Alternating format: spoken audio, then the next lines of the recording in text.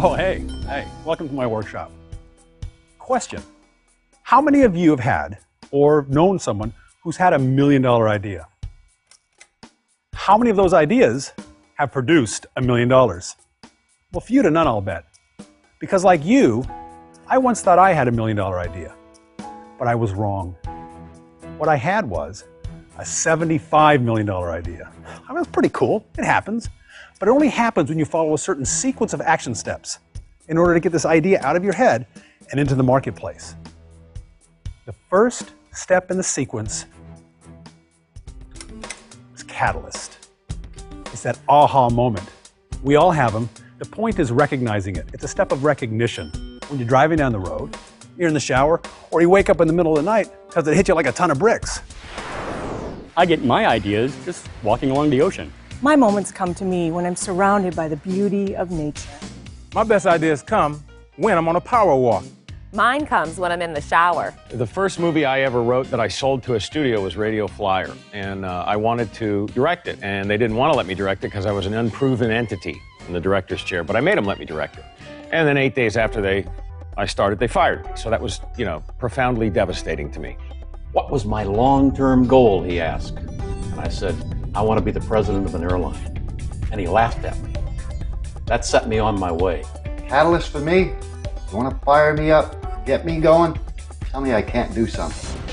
By the time I got home from the set that day, I walked into my office at home and went to my computer and I said, I'm going to write a movie that is contained, that I can shoot in a limited number of locations on a limited budget that I know they won't be able to say no to with regard to me directing it. And I didn't know what it was. I knew I wanted to do that, but I didn't know what the story was or what I was going to write about. And I sat down and literally got the aha moment, which was a kid goes over a wall and he's got to get a ball back. And there's a big, scary dog back there. My aha moment was really as a result of a disturbance to my body. My body became completely disabled, and at that point I thought, what is it that I need to be listening to? My aha of all aha moments was when I went bankrupt. Luckily, I'd sold my way through college. I had one little tape called Are You the Cause or Are You the Effect by the Dean of Speakers, Cabot Robert.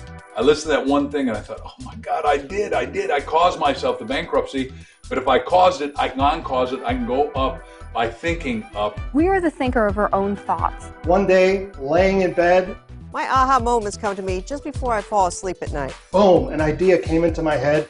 Which story came from my childhood, which was a bad incident where my little brother went over a fence and there was literally a dog over that fence named Hercules.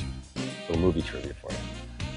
And it bit him bad on the leg. So I endeavored to make that a heroic story and sort of change the past and write it the way that I wanted it to happen. And that's where The Sandlot came from. Now this is where the fun begins. Concept. This is where you get to create an embodiment of that product, service, or business to fulfill that dream or solve that problem. The law of attraction is a great law. And yes, by being in the right vibration and by using your mind properly, you can attract a lot of things. However, there's some corollary laws that you have to understand. One of which is one of the other great laws, is called the law of time or the law of gestation. And we know, for example, that your ideas, your thoughts are seeds. Just like a carrot seed takes about 70 days to go from seed to a carrot, your thoughts and your ideas take time. And so we've got to be patient and let the law of time, the law of gestation work with us as we're using the law of attraction. You have to remember that your mind is an extremely fertile seedbed. Whatever you sow into it, that's the harvest you're eventually going to reap. If you carry hurt, offense, stuff from the past, unforgiveness, resentment, and so forth, you find those are the things that you start attracting into your life. So protect the seedbed, sow some good stuff in there, and you'll get a great harvest. Invest in yourself. The universe knows that you're interested, and it rushes to you with an inspired thought that will change your life. There's an old rule, it says called the 90-10 rule. It says the first 10% of time that you spend being absolutely clear about those things is going to save you 90% of the time in achieving your results. And what do you think people do that have ideas that are successful? They take the time to plan. They take the concept and they ask themselves, what do I need to do from a legal perspective? What do I need to do from a financial perspective? What do I need to do from a sales or a marketing perspective and a management perspective? They do their research to find out whether their idea has got validity and whether that they can sell their idea to people in the marketplace. And then and only then should they take their time and their money and invest it in really fermenting that idea and making something out of it. Now, what better way, well, in fact, what other way to get your product, service, or business to the marketplace, but to effectively communicate that idea? The trick here is to fully immerse yourself in the creation of that concept. And then when you fully own it, then you can give it away because it's yours. The quality of your results and the quality of your life is directly proportionate to the quality of your communication. Not only your communication with other people, but most importantly, your communication with yourself. It's important to communicate with yourself before you can effectively communicate with others. Someone said to me the other day, is it required that you take your children to Walmart to beat them? Some people act like that, don't they? No, I told you, get out of there. You want me to take you out of the parking lot, whoop you? If you don't love your children, how do you expect them to love themselves? Say encouraging, positive things to your children, to your spouse, to your associates, to your friends, your family, yourself. Be careful about how you talk to yourself. I'm happy, I'm healthy, I'm terrific. Instead of, oh boy, that makes me mad. Oh, that upsets me. That makes my back hurt. Let's try it right now. I'm happy, I'm healthy, I'm terrific. Come on, you can do better than that. I'm happy, I'm healthy, I'm terrific. Repeat it over and over, day after day after day until you begin to believe it. Speak that thought. Positive words become positive things. Every word we speak is powerfully charged with positive or negative energy. No neutral ground, positive or negative. We've got to start listening to what language we're speaking, because we're either speaking ourselves into positive results or negative results. And again, the choice is up to you. Your commitment to clear communication will show up in every area of your life. Now that we've done all this communicating with ourselves, it's time to get your idea out there and find like-minded people who will buy into your dream. Rapport is power. Rapport is a relationship of total responsiveness with another human being. And when you can get to that level, when you can have two-way dialogue and two-way communication, that's when magic happens. I find that the best thing that happens on a set working with anyone is when we listen to each other and we really take each other in. That I recognize that you're there and I'm here and we're two beings who are creating something together and we're listening and we're cooperating. You ever had this situation happen where maybe you thought of somebody and you haven't talked to that person for months or even years, and suddenly that person calls you out of the blue? Or in today's world, maybe you're emailing somebody or you're texting somebody, and before you can hit send on that text, suddenly you receive a text from that same person.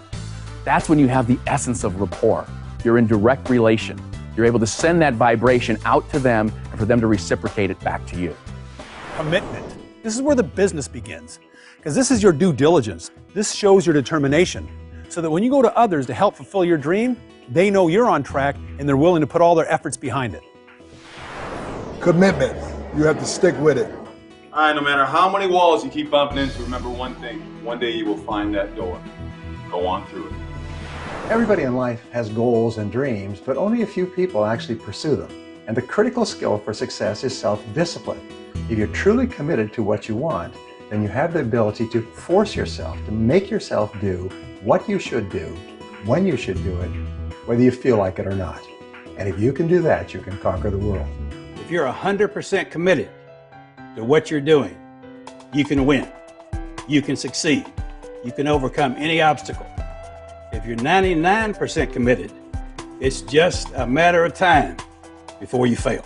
You've got to commit. When it comes to commitment, it comes down to this.